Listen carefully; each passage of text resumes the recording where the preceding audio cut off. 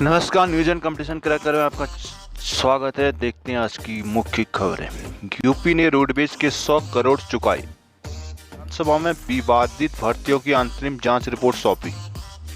उत्तराखंड में नेपाल के लिए नए मोटर पुल का शिलान्यास। प्रमोशन में आरक्षण रोस्टर पर जवाब मांगा। विधानसभा में भर्ती के नियम सख्त होंगे, खंडूरी। प्रवक्ता को सौंपी अशासकीय स्कूलों के भ्रमण की जिम्मेदारी।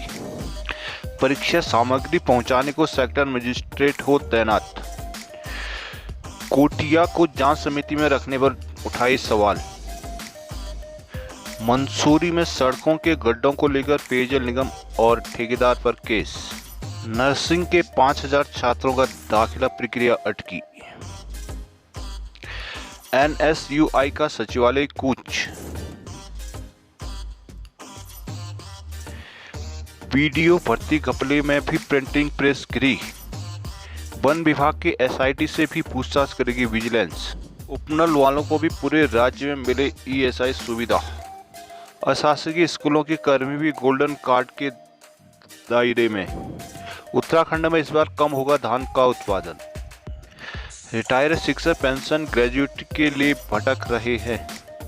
पितृपक्ष में रोडवेज के सुखद खबर आई है। यूपी ने परिसंपत्ति के बंटवारे के बकाया 100 करोड़ रुपए जारी कर दिए। परिवहन मंत्री चंदन राम दास ने कहा कि धनराशि मिल जाने से रोडवेज की व्यवस्था को बेहतर करने में मदद मिलेगी। सोमवार को परिवहन मंत्री चंदन रामदास ने अपने आवास पर आयोजित प्रेस कॉन्फ्रेंस में कहा कि यूपी से 100 करोड़ रुपए मिलने के साथ रोडवेज की परिसंपत्ति विवाद भी समाप्त हो गया। बीते साल 18 नवंबर 2021 को यूपी के मुख्यमंत्री योगी आदित्यनाथ और उत्तराखंड के मुख्यमंत्री पुष्कर सिंह धामी के बीच रोडवेज के बंटवारे के रूप में उत्तराखंड को 205 करोड़ देने पर सहमति बनी थी। 105 करोड़ पहले ही मिल चुके हैं। उत्तराखंड में रोडवेज का गठन 2003 में हुआ था। इसके बाद से यूपी के साथ परिसंपत्तियों को लेकर विवाद चल रहा था। मंत्री ने कहा कि सीएम ने वर्ष 2025 में उत्तराखंड को देश के अग्रणी राज्य के रूप में स्थापित करने का आह्वान किया है। इसके तहत रोडवेज काठगोदाम में आईएसबीटी टनकपुर डिपो को सेंट्रल डिपो के रूप में विकसित करेगा। साथ ही काशीपुर, रामनगर, हल्द्वानी, पौड़ी, श्रीनगर, हरिद्वार रोड की को भी आधुनिक डिपो बनाया जाएगा। दिल्ली के कर रहे हैं 210 बसों का इंतजाम। परिवहन मंत्री ने कहा कि 1 अक्टूबर से दिल्ली में BS6 मॉडल की डीजल बसों को ही प्रवेश देने की बात जानकारी में आई है। उम्मीद की जा रही है कि दिल्ली सरकार इस फैसले को कुछ और आगे बढ़ा सकती है। बहरहाल वैकल्पिक व्यवस्था के रूप में रोडवेज 210 बसों का इंतजाम कर रहा है, जिसमें 60 बसें खरीदी जाएंगी, जबकि 150 बसें इलेक्ट्रिक बसों को कॉन्ट्रैक्ट पर लिया जाएगा। महज 11 दिन में 210 बसों का इंतजाम कैसे होगा, इस सवाल के जवाब में मंत्री जी ने कहा कि हो जाएगा। मंत्री ने कहा कि उत्तराखंड में टैक्स न चुकाने वाली बसों के खिलाफ भी कड़ी कार्रवाई की जाएगी। इसके लिए सभी आरटीओ एआरटी को निर्देश दे दिए गए हैं। प्रदेश में आने वाले वाहनों से एंट्री शुल्क के रूप में ग्रीन सेस लेने पर विचार किया जा रहा है। विधानसभा की विवादित भर्तियों की जांच के लिए गठित की गई समिति ने अपनी अंतिम रिपोर्ट विधानसभा अध्यक्ष रितु खंडूरी को सौंप दी। सूत्रों के अनुसार समिति की ओर से सोमवार सुबह रिपोर्ट सौंपी गई। विधानसभा अध्यक्ष रितु खंडूरी ने 3 सितंबर को जांच समिति गठित कर हर माह एक माह में भर्तियों की जांच कर रिपोर्ट देने को कहा था। सूत्रों ने बताया कि सोमवार सुबह समिति के अध्यक्ष DK कोटिया और सदस्य सुरेंद्र रावत और अवनेंद्र नयाल ने यमुना कॉलोनी स्थित अध्यक्ष के आवासीय सरकारी आवास पर जाकर अंतिम रिपोर्ट सौंपी। हालांकि समिति ने अभी पूरी रिपोर्ट नहीं भेजी है। उधर विधानसभा अध्यक्ष रीता खंडूरी ने अंतिम रिपोर्ट सौंपे जाने से इनकार कर दिया। उन्होंने कहा कि जांच का समय 3 अक्टूबर तक है। सूत्रों का कहना है कि विधानसभा अध्यक्ष पार्टी हाईकमान से चर्चा के बाद ही मामले में मीडिया से बातचीत करेंगी। हाईकोर्ट ने प्रमोशन में आरक्षण के लिए कैडर वाइज रोस्टर बनाए जाने को लेकर सरकार से 6 हफ्ते के भीतर जवाब दाखिल करने को कहा है। याचिका उत्तराखंड सचिवालय अनुसूचित जाति और अनुसूचित जनजाति कार्मिक संगठन ने दायर की है। सचिवालय अनुसूचित जाति और जनजाति कार्मिक संगठन के अध्यक्ष वीरेंद्र पाल सिंह की तरफ से दायर याचिका में कहा गया है कि सर्वोच्च न्यायालय ने 28 जनवरी 2021 को जनरल सिंह बनाम लक्ष्मी नारायण के केस में राज्य सरकार प्रमोशन में आरक्षण के लिए कैडर वाइज रोस्टर तैयार करने को कहा था, लेकिन उत्तराखंड में इस आदेश का पालन नहीं किया गया। यह भी कहा गया कि 2012 में इंदु कुमार पांडे कमेटी की रिपोर्ट ने माना था कि उत्तराखंड में शासकीय सेवा में प्रमोशन में आरक्षण के लिए अनुसूचित जाति व जनजाति के लोगों के प्रति आवेदन का प्रतिनिधित्व कम है। इसे लेकर जस्टिस इरशाद हुसैन की कमेटी भी गठित की गई थी, जिसने अपनी रिपोर्ट सरकार को 2016 में सौंप दी थी, पर अभी तक जस्टिस हुसैन कमेटी की रिपोर्ट को सरकार ने सार्वजनिक नहीं किया है। मामले की सुनवाई करते हुए मुख्य न्यायाधीश विपिन सांघवी और न्यायमूर्ति आर.सी. खुल्बी की खंडपीठ ने सरकार से पूछा कि जस्टिस इरशाद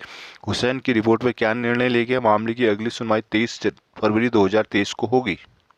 मुख्यमंत्री पुष्कर सिंह धामी ने भारत नेपाल सीमा पर धारचूला तहसील के छारछुम में काली नदी पर बन रही पिथौरागढ़ जिले के पहले मोटर पुल का शिलान्यास किया। इस दौरान उन्होंने कहा कि यह पुल दोनों देशों के विकास में वरदान होगा, साथ ही दोनों देशों को लाखों लोगों के आवागमन में सुविधा मिलेगी। उधर नेपाल के केंद्रीय मंत्री दलेन्द्र प्रसाद भट्ट ने असगड़ा में इसी पुल का शिलान्यास किया। उन्होंने कहा कि भारत के सहयोग से बनाए जा रहे पुल से उनके देश में विकास के द्वार खुलेंगे। 1 साल में होगा तैयार। 110 मीटर पुल काली नदी में 1 साल में 32 करोड़ 98 लाख की लागत से 110 मीटर स्पान मोटर पुल अगले 1 साल बनकर तैयार हो जाएगा। पुल निर्माण का जिम्मा अस्कोल लोक निर्माण को दिया गया है। राज्य योजना के तहत उत्तराखंड सरकार इस पुल का निर्माण करा रही है। उत्तराखंड की विधानसभा में भविष्य में होने वाली भर्तियों पदोन्नतियों के लिए सख्त नियम बनाए जाएंगे। साथ ही पूर्व में हुई भर्तियों पर इस संबंध में गठित जांच समिति की रिपोर्ट के आधार पर निर्णय लिया जाएगा। यह बातें सोमवार को शिवका ऋतु खंडूरी ने विधानसभा में पत्रकारों से बातचीत के दौरान कही। उन्होंने कहा कि विधानसभा राज्य की सर्वोच्च संवैधानिक संस्था है। इस संस्था की गरिमा को बनाए रखना हमारी जिम्मेदारी है। उन्होंने कहा कि विधानसभा में अब तक हुई भर्तियों की जांच अभी चल रही है। उक्त भर्तियों की जांच के लिए गठित समिति हर दिन दस्तावेजों की जांच कर रही है। खंडूरी ने बताया कि समिति इस बात की गहन जांच कर रही है कि आज तक विधानसभा में हुई भर्तियों में नियमों का पालन हुआ या नहीं। उम्मीद है कि समिति जल्द ही रिपोर्ट सौंप देगी। इसके आधार पर ही भर्तियों को लेकर फैसला किया जाएगा। उन्होंने कहा कि समिति अंतिम रिपोर्ट दे सकती है। सूत्रों के अनुसार समिति ने जांच पूरी कर ली है और रिपोर्ट तैयार की जा रही है। समिति किसी भी दिन विस्तृत रिपोर्ट सौंप सकती है। विधानसभा अध्यक्ष ऋतु खंडूरी ने कहा कि विधानसभा में चल रही भर्तियों की जांच पर राजनीति नहीं की जानी चाहिए। यह बेहद गंभीर विषय है, इसलिए जांच रिपोर्ट का इंतजार किया जाना चाहिए। सोमवार को विधानसभा में पत्रकारों ने विधानसभा अध्यक्ष से कहा कि कांग्रेस के प्रदेश अध्यक्ष करण माहरा ने विधानसभा भर्तियों की जांच के लिए गठित समिति पर सवाल उठाए। माहरा का कहना है कि समिति में ऐसे रिटायर्ड आईएएस अफसरों को शामिल किया गया जो पहले से ही सरकार के प्राधिकरण में दायित्व संभाल रहे हैं। ऐसे में जांच प्रभावित होने की आशंका है। इस पर विधानसभा अध्यक्ष खंडूरी ने कहा कि किसी को भी इतने गंभीर विषय पर राजनीति नहीं करनी चाहिए। उन्होंने कहा कि यदि जांच प्रभावित नहीं होगी तो क्या करण मेरा माफी मांगेंगे। बकौल खंडूरी, मेरे पास भी कहने को बहुत कुछ है। वर्ष 2016 में हुई भर्तियों पर कभी सवाल क्यों नहीं उठाएगी, लेकिन मैं ऐसे गंभीर विषय पर राजनीति नहीं चाहती। उन्होंने कहा कि विधानसभा की भर्तियों की जांच विषय बेहद गंभीर है। ऐसे में इस विषय पर राजनीति नहीं की जानी चाहिए। मैं सभी से अपील करती हूँ कि इस बेहद संवेदनशील मसले में धैर्य रखें और समिति की जांच रिपोर्ट आने का इंतजार करें। लोक सेवा आयोग ने पारदर्शी परीक्षाएं कराने के लिए सरकार से कई सिफारिश की है। आयोग ने परीक्षा सामग्री पहुंचाने के लिए अलग से सेक्टर मजिस्ट्रेट तैयार करने का भी सुझाव दिया है। सरकार उत्तराखंड अधीनस्थ सेवा चयन आयोग की 23 परीक्षाएं राज्य लोक सेवा आयोग का हस्तांतरण कर चुकी है। इसके बाद आयोग के अध्यक्ष डॉक्टर राकेश कुमार ने मुख्य सचिव आर.एस. संधू को पत्र भेज की गई सिफारिश है। उच्च स्तर पर इन मंथन किया गया है। आयोग ने जनपति कोषागार से परीक्षा केंद्रों तक गोपनीय सामग्री पहुंचाने, परीक्षा के बाद सील्ड पैकेट को निर्धारित स्थान तक सुरक्षित पहुंचाने का सेक्टर मजिस्ट्रेट नामित करने का भी सुझाव दिया है। परीक्षा संचालन को परीक्षा केंद्र के प्रधानाचार्य और प्रभारियों को विशेष कार्यकारी मजिस्ट्रेट के अधिकार देने का भी सुझाव दिया है। आयोग ने कहा कि फुल प्रूफ व्यवस्था के लिए इन केंद्रों में प्रशासन का भी एक अफसर नामित किया जाना चाहिए। मुख्यमंत्री के विशेष सचिव अभिनव कुमार ने बताया कि आयोग ने 4000 भर्तियों के लिए अक्टूबर में प्रक्रिया करने को कहा है। यूपीएससी परीक्षाओं की जांच के चलते अन्य परीक्षाएं प्रभावित न हो, इसके लिए आयोग का कैलेंडर लगभग बन चुका है। युवाओं को भर्तियों के लिए ज़्यादा इंतजार ना करना पड़े, इसके लिए सरकार नियमित रूप से मॉनिटरिंग कर रही है। भारतीय जनता युवा मोर्चा के पूर्व प्रदेश अध्यक्ष और जागन्नाथ इंटर कॉलेज शौकिया थल से प्रवक्ता पद पर कार्यरत चंदन लटवाल महीने में 15 दिन राज्य भर में अलग अलग अशासकीय विद्यालयों का भ्रमण करेंगे। इस दौरान वो खेलकूद, व्यायाम और अन्य गतिविधियों को प्रोत्साहन देने के लिए काम करेंगे। इस संबंध में महानिदेशक शिक्षा बंशीधर तिवारी ने आदेश दिए हैं। लटवाल को वर्ष 2016 में जागेश्वर धाम के पास अशासकीय विद्यालय जागन्नाथ इंटर कॉलेज शौकिया थल में एलटी शिक्षक विज्ञान के पद में तैनाती मिली थी। कुछ समय बाद ही निदेशालय स्तर से उन्हें स्पोर्ट नोडल बना दिया गया। हालांकि पहले इनके स्कूल से बाहर काम करने के दिन तय नहीं थे। अब नए आदेश में स्पष्ट कर दिया गया है कि लटवाल महीने में 15 दिन प्रदेश में घूमकर अशासकीय स्कूलों में व्यवस्था का जायजा लेंगे। शेष दिवस और जागन्नाथ इंटर कॉलेज में शिक्षक के रूप में सेवाएं देंगे। जागन्नाथ इंटर कॉलेज में पहले इंटरमीडिएट में केवल समाजशास्त्र विषय वर्ष 2022 में शासन ने यहाँ शिक्षा शास्त्र के प्रवक्ता का पद स्वीकृत किया। इसके बाद इसी लटवाल को शिक्षा शास्त्र विषय के लेक्चर के रूप में प्रोन्नति दे दी गई। विद्यालय प्रबंधन समिति ने बैठक कर इस फैसले में नाराजगी जताई है। समिति सदस्यों का कहना है कि विद्यालय के प्रवक्ता लटवाल 15 दिन बाहर रहेंगे, 4 दिन रविवार होगा और बीच में कुछ दिन अन्य अवकाश भी रहेंगे। विद्यालय प्रबंधन समिति ने तय किया कि इस आदेश को निरस्त कराने की मांग को लेकर मंगलवार को महानिदेशक शिक्षा को पत्र भेजे जाएंगे। भाकपा माले ने विधानसभा में बैकडोर भर्तियों की जांच के लिए गठित समिति को लेकर सवाल उठाए हैं। संगठन के गढ़वाल सचिव इंद्रेश मैखुरी ने कहा कि जांच समिति के अध्यक्ष retired IAS officer DK Kotia Uttarakhand public service tribunal में उपाध्यक्ष रह चुके हैं। ऐसे में नियमानुसार उन्हें समिति में शामिल नहीं किया जा सकता। मैखुरी ने सोमवार को इस संबंध में विधानसभा अध्यक्ष ऋतु खंडूरी को ज्ञापन भेजा। ज्ञापन में उन्होंने कहा कि UP public service tribunal act 1976 की धारा 3(11) के अनुसार पब्लिक सर्विस ट्रिब्यूनल में अध्यक्ष, उपाध्यक्ष और सदस्य रहे व्यक्ति को उसके बाद कहीं भी तैनाती नहीं दी जा सकती। यहाँ तक कि इन पदों पर तैनात रहे व्यक्ति वकालत भी नहीं कर सकते। ऐसे में इस जांच समिति में रिटायर्ड आईएएस ऑफिसर के डीके कोटिया को रखा जाना गलत है। उन्होंने कहा कि ऐसी कमेटी की रिपोर्ट का कोई वैधानिक अस्तित्व भी नहीं है। विदित है कि विधानसभा में बैकडोर भर्तियों का मामला सुर्खियों में आने के बाद स्पीकर ने जांच को कोटिया की अध्यक्षता में 3 सदस्यीय समिति का गठन किया था। मंसूरी की बदहाल सड़कों पर पेयजल निगम और ठेकेदार पर कोतवाली मुकदमा दर्ज किया गया। नगर पालिका के अधिशासी अधिकारी ने पेयजल लाइनों के लिए खुदाई के बाद सड़कों की ठीक से मरम्मत नहीं करने का आरोप लगाया। नगर पालिका अधिशासी अधिकारी राजेश नैथानी मंसूरी की ओर से सोमवार को कोतवाली में तहरीर दी गई। तहरीर में बताया कि मंसूरी नगर पालिका अंतर्गत क्षतिग्रस्त सड़कों से लोगों के जान माल खतरा पैदा हुआ, कभी बड़ा हादसा हो सकता है। उन्होंने कहा कि कुछ माह से माल रोड और अन्य स्थानों में मंसूरी पेयजल निगम ने पाइपलाइन बिछाने का कार्य किया था। पेयजल निगम के ठेकेदार के माध्यम से मंसूरी की सड़कों को खोदकर उसमें पाइपलाइन बिछाई गई। आरोप लगाया गया कि इसके बाद पेयजल निगम के ठेकेदार ने उक्त सड़कों की मरम्मत निम्न गुणवत्ता का कार्य किया। इस कारण मंसूरी की सड़कों में काफी गड्ढे बन गए, सड़कें क्षतिग्रस्त हो गई। काफी समय बीतने के बाद भी जब पेयजल निगम ने क्षतिग्रस्त सड़क की मरम्मत नहीं की, नगर पालिका ने अपनी तहरीर में कहा कि काम की निम्न गुणवत्ता के कारण जनता में रोष है। लापरवाही के लिए पेयजल निगम, मंसूरी और ठेकेदार के विरुद्ध कानूनी कार्रवाई की जाएगी। कोतवाली प्रभारी दिग्पाल सिंह कोहली ने बताया कि तहरीर के आधार पर आईपीसी की धारा 288 में पेयजल निगम और ठेकेदार के खिलाफ मुकदमा पंजीकृत किया गया है। मामले की विवेचना एसआई शोएब अली को सौंपी गई है। गौरतलब है डीएम ने भी सड़कों की खस्ता हाल को लेकर केस दर्ज कराने के आदेश दिए थे।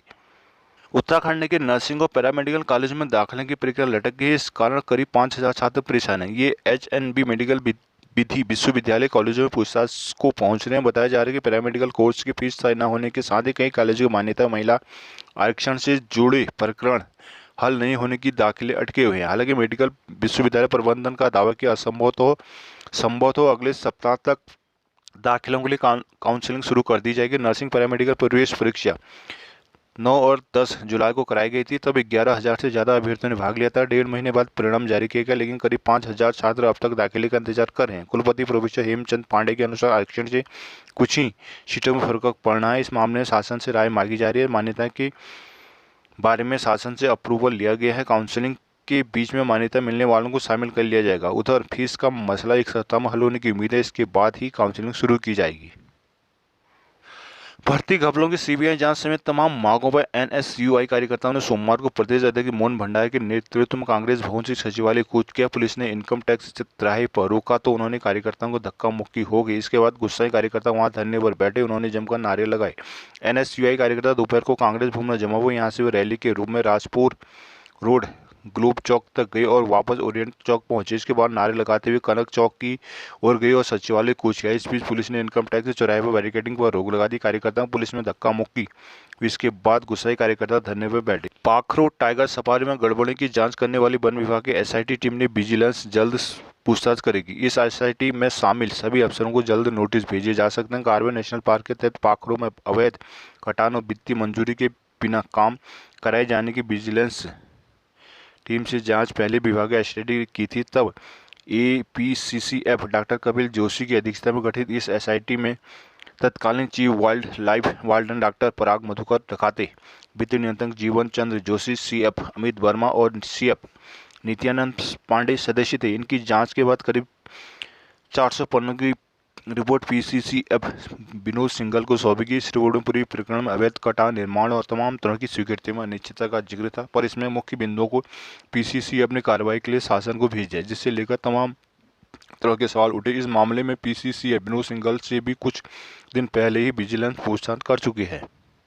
उपनल कर्मचारी महासंघ ने सरकार से प्रदेश के सभी जिलों में ईएसआई की सुविधा देने की मांग की है। साथ ही उपनल कर्मियों के आश्रित को मृतक आश्रित कोटे से नियुक्ति की सुविधा देने की पैरवी की गई। महासंघ के अध्यक्ष विनोद घोदियाल और महामंत्री विनोद प्रसाद ने सैनिक कल्याण मंत्री गणेश जोशी जी से इस बाबत ज्ञापन किया है। उन्होंने कहा कि राज्य में उत्तरकाशी, टेहरी, रुद्रप्रयाग, चमोली, अल्मोड़ा व चंपावत में कार्मिकों को अभी ईएसआई का लाभ नहीं मिल पा रहा है। यदि इन जिलों में ईएसआई से जुड़ जाएं तो अल्प वेतन भोगी कर्मचारियों को काफी राहत मिलेगी। इनसे उन्हें भी बाकी जिलों के कर्मचारियों के समान स्वास्थ्य सुविधाएं मिलने लगेंगी। महिला उपनल कर्मियों को बाल सुरक्षा अवकाश सीसीएल देने की मांग भी रखी गई है। साथ ही महिला सशक्तिकरण और बाल विकास में कार्यरत उपनल कर्मियों को किसी दूसरी प्राइवेट एजेंसी में समायोजित करने पर रोक लगाने का अनुरोध किया गया है। गुरियाल ने कहा कि सैनिक कल्याण मंत्री के सामने वर्ष 2018 के हाईकोर्ट के आदेश और उनके खिलाफ सुप्रीम कोर्ट में दायर सरकार की एसएलपी का मुद्दा भी सामने रखा गया है। हाईकोर्ट ने समान कार्य समान वेतन चरणबद्ध तरीके से नियमितीकरण के आदेश दिए थे। सरकार ने उस आदेश का पालन करने के बजाय सुप्रीम कोर्ट में एसएलपी दायर कर दी। तराई में इस बार समय पर बारिश नहीं होने से धान की खेती बुरी तरह प्रभावित होगी। प्रति एकड़ 8 से 10 क्विंटल तक धान का उत्पादन गिरने की आशंका से किसान परेशान है। उधम सिंह नगर जिले में करीब 1 लाख हेक्टेयर में धान की खेती होती है। धान की रुपाई के बाद इस बार जुलाई अगस्त में बारिश नहीं के बराबर हुई। कई खेतों में पौध में कोपल तक नहीं फूट पाई। पिछले साल की तुलना में धान में बालियां भी कम आई। इसके अलावा बेमौसमी बारिश से फसल भी लेट हो गई। किसान विक्रमजीत सिंह का कहना है कि विगत वर्ष प्रति एकड़ 28 से 30 क्विंटल धान निकला था, लेकिन इस बार बेमौसमी बारिश से यह 20 से 22 क्विंटल तक ही निकलने की आशंका है। मौसम वैज्ञानिक डॉक्टर आर.के. सिंह का कहना है कि इस वर्ष धान की फसल की रुपाई के बाद बारिश नहीं हुई है। अब बेमौसमी बारिश हो रही है। इससे इस बार धान की फसल 20 से 30% तक उत्पादन कम होने की आशंका है। शिक्षकों की तबादला नीति जल्दी लागू होने की उम्मीद है। शिक्षा मंत्री धन सिंह रावत ने सोमवार को महानिदेशक शिक्षा बंशीधर तिवारी से प्रस्तावित तबादला नीति उस पर मिले सुझावों पर रिपोर्ट मांगी है। तबादला नीति की मंजूरी के लिए कैबिनेट में लाया जाएगा। दूसरी तरफ ब्लॉक और संकुल संदर्भ व्यक्ति बीआरपी सीआरपी की नियुक्ति का प्रस्ताव भी अगली कैबिनेट में लाया जा सकता है। शिक्षा विभाग ने प्रतिनियुक्ति के बजाय आउटसोर्स के माध्यम से बीआरपी सीआरपी नियुक्ति करने का निर्देश लिया है। सोमवार को डॉक्टर धन सिंह रावत ने अधिकारियों को कई अहम निर्देश दिए। तबादला नीति को लेकर शिक्षक काफी बेसब्री से इंतजार कर रहे हैं। सरकार ने हरियाणा की तर्ज पर शिक्षकों के लिए अलग से तबादला नीति बनाने का निर्णय लिया है। तबादला नीति की विसंगति की वजह से शिक्षक खुश नहीं है। हालांकि शिक्षक तबादला कानून के तहत ही शिक्षकों के लिए अतिरिक्त सरल मानक चाहते हैं, लेकिन मानक कानून के पूरे राज्य में एक समान रूप से लागू होने के कारण किसी कैडर के लिए अलग से खास प्रावधान करना मुश्किल है। कुछ समय पहले मंत्री के निर्देश में महानिदेशक ने शिक्षकों से तबादला नीति पर सुझाव मांगे। बड़ी संख्या में शिक्षकों ने सुझाव दिए हैं।